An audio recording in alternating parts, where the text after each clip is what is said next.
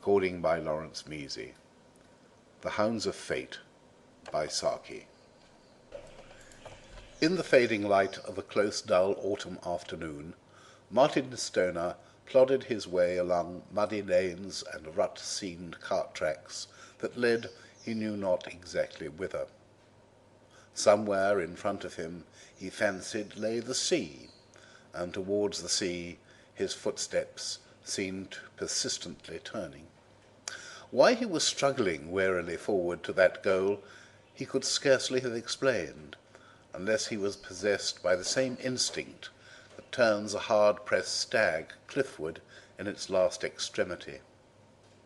In his case, the hounds of fate were certainly pressing him with unrelenting insistence. Hunger, fatigue, and despairing hopelessness had numbed his brain, and he could scarcely summon sufficient energy to wonder what underlying impulse was driving him onward. Stoner was one of those unfortunate individuals who seem to have tried everything, and natural slothfulness and improvidence had always intervened to blight any chance of even moderate success. And now he was at the end of his tether, and there was nothing more to try. Desperation had not awakened in him any dormant reserve of energy. On the contrary, a mental torpor grew around the crisis of his fortunes.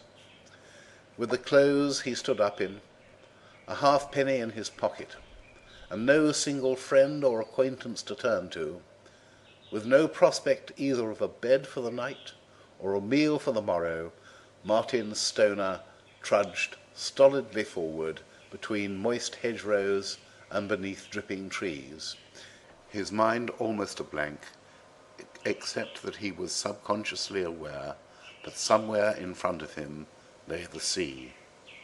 Another consciousness obtruded now and then, the knowledge that he was miserably hungry. Presently he came to a halt by an open gateway that led into a spacious and rather neglected farm garden. There was little sign of life about, and the farmhouse at the further end of the garden looked chill and inhospitable. A drizzling rain, however, was setting in, and Stoner thought that here perhaps he might obtain a few minutes' shelter and buy a glass of milk with his last remaining coin. He turned slowly and wearily into the garden and followed a narrow flagged path up to a side door. Before he had time to knock, the door opened, and a bent, withered-looking old man stood aside in the doorway as though to let him pass in. "Could I come in out of the rain?" Stoner began, but the old man interrupted him. "Come in, Master Tom.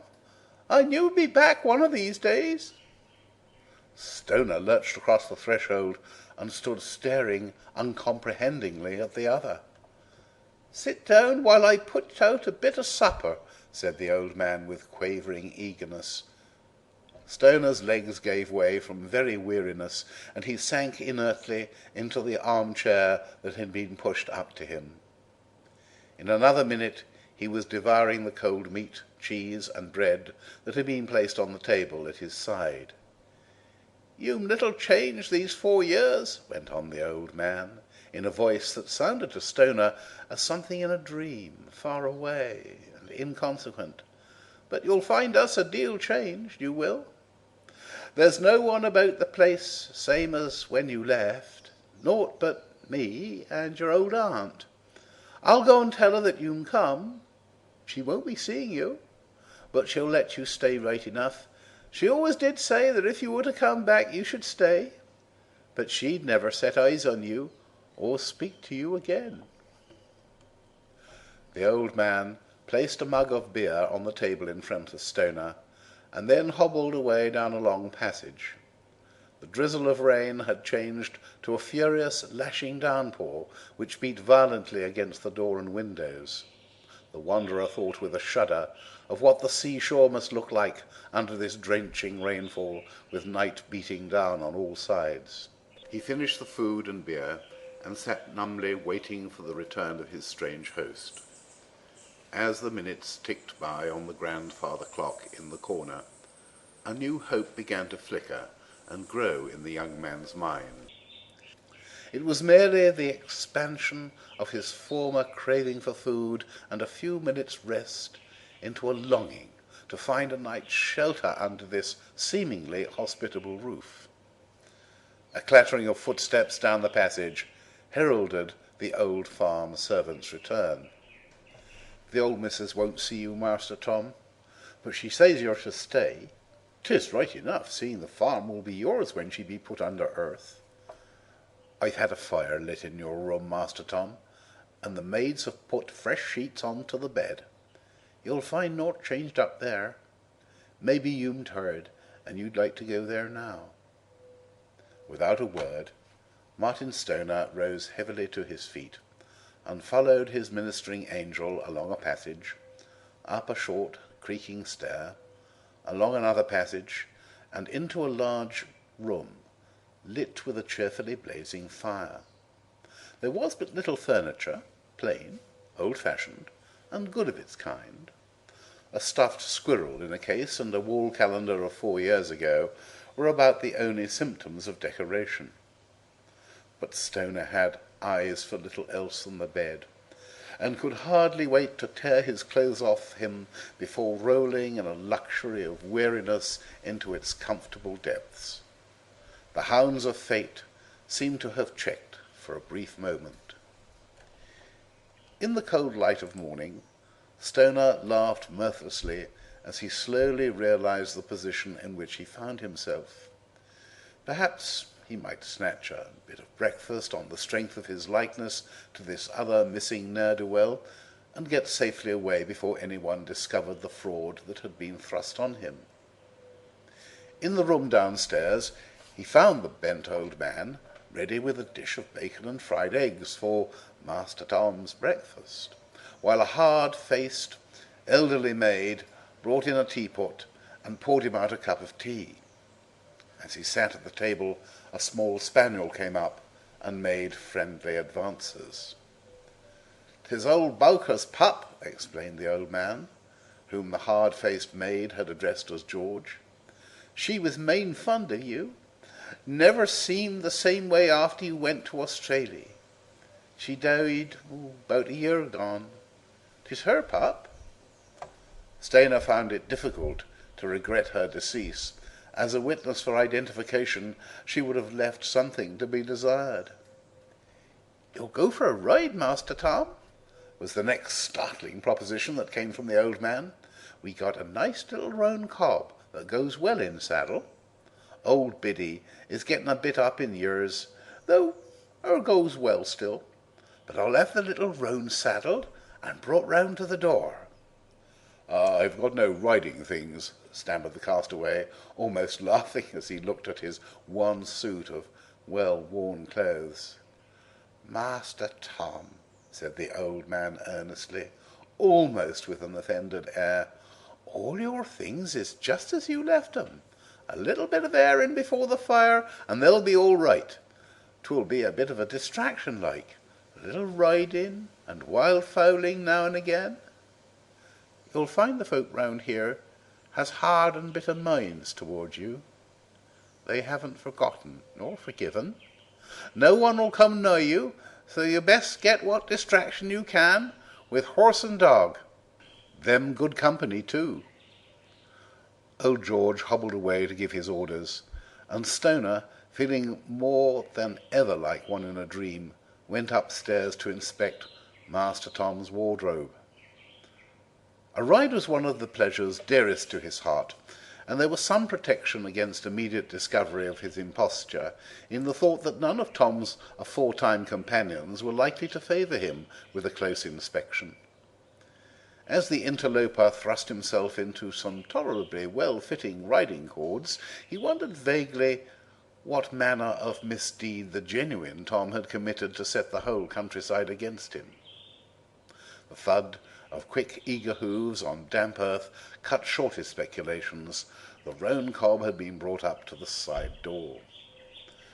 "Talk of beggars on horseback," thought Stoner to himself, as he trotted rapidly along the muddy lanes where he had tramped yesterday as a down-at-heel outcast. and then he flung reflection indolently aside, and gave himself up to the pleasure of a smart canter along the turf-grown side of a level stretch of road. At an open gateway he checked his pace to allow 2 carts to turn into a field. The lads driving the carts found time to give him a prolonged stare, and as he passed on he heard an excited voice call out, "'Tis Tom Porreek! I knowed him at once. Shown hisself here again, is he?" Evidently the likeness which had imposed at close quarters on a doddering old man was good enough to mislead younger eyes at a short distance.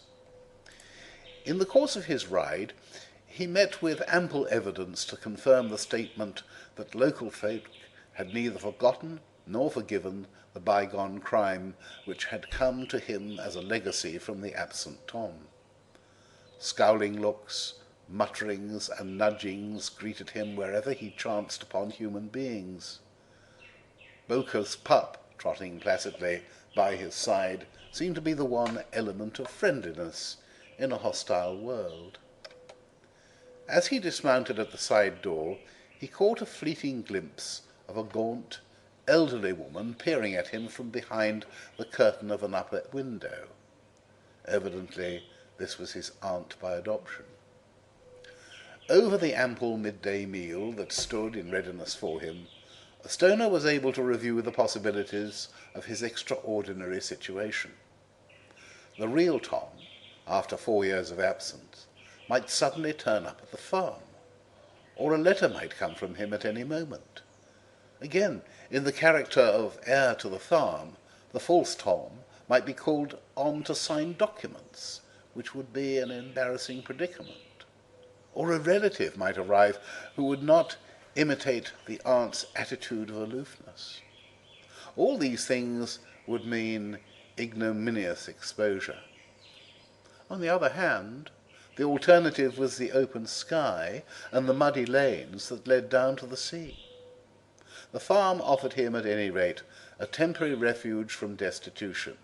Farming was one of the many things he had tried, and he would be able to do a certain amount of work in return for the hospitality to which he was so little entitled.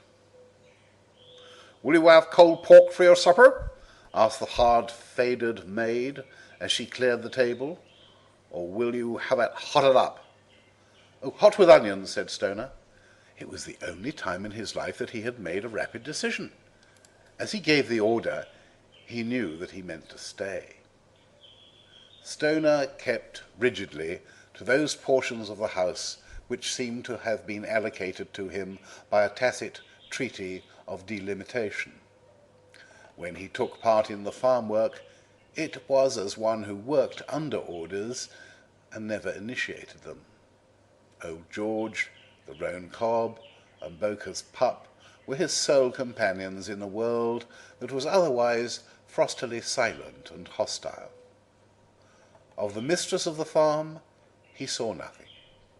Once, when he knew she had gone forth to church, he made a furtive visit to the farm parlour in an endeavour to glean some fragmentary knowledge of the young man whose place he had usurped, and whose ill repute had fastened on himself.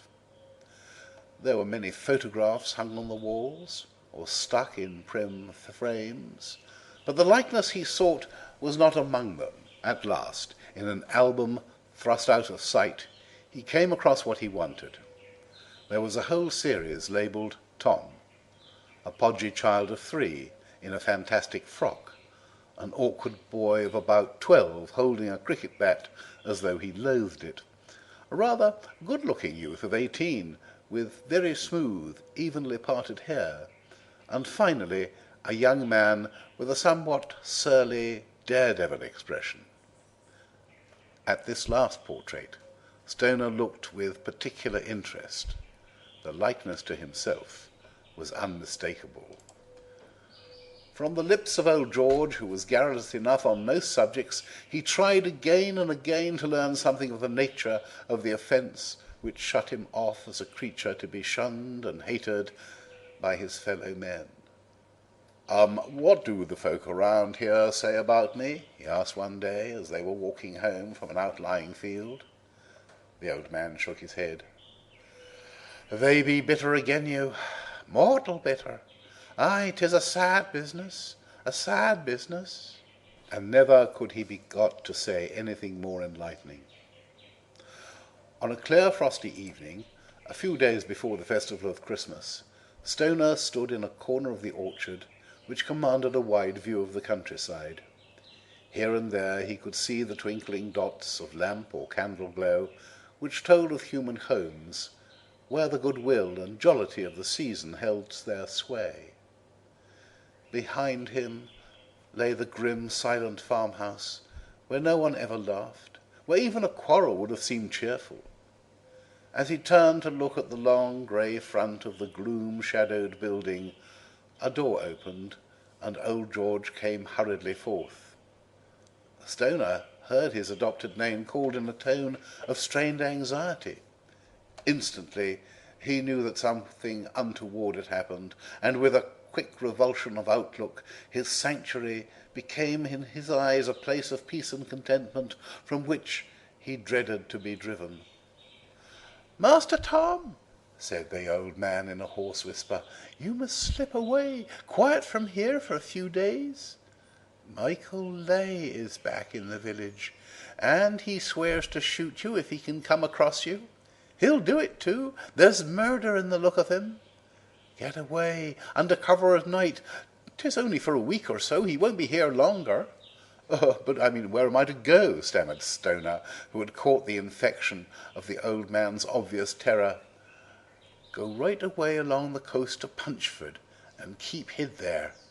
When Michael's safe gone, I'll ride the roan over to the Green Dragon at Punchford, and when you see the cob stabled at the Green Dragon, 'tis a sign you may come back again." "But," began Stoner hesitantly. "Oh, 'tis all right for money," said the other. "The old missus agrees you'll best do as I say, and she's given me this." And the old man produced 3 sovereigns and some odd silver. Stoner felt more of a cheat than ever as he stole away that night from the back gate of the farm with the old woman's money in his pocket. Old George and Boker's pup stood watching him a silent farewell from the yard. He could scarcely fancy that he would ever come back, and he felt a throb of compunction for those 2 humble friends who would wait wistfully for his return. Some day, perhaps, the real Tom would come back, and there would be wild wonderment amongst those simple farm folks as to the identity of the shadowy guest they had harboured under their roof. For his own fate he felt no immediate anxiety. £3 goes but a little way in the world when there is nothing behind it, but to a man who has counted his exchequer in pennies it seems a good starting point. Fortune had done him a whimsically kind turn when last he trod those lanes as a hopeless adventurer, and there might yet be a chance of his finding some work and making a fresh start. As he got further from the farm, his spirits rose higher. There was a sense of relief in regaining once more his lost identity and ceasing to be the uneasy ghost of another. Scarcely bothered to speculate about the implacable enemy who had dropped from nowhere into his life. Since that life was now behind him, one unreal item the more made little difference. For the first time for many months he began to hum a careless, light-hearted refrain. Then there stepped out from the shadow of an overhanging oak tree a man with a gun. There was no need to wonder who he might be. The moonlight falling on his white, set face revealed a glare of human hate such as Stoner, in the ups and downs of his wanderings, had never seen before. He sprang aside in a wild effort to break through the hedge that bordered the lane, but the tough branches held him fast. The hounds of fate had waited for him in those narrow lanes, and this time they were not to be denied. End of The Hounds of Fate. by Saki.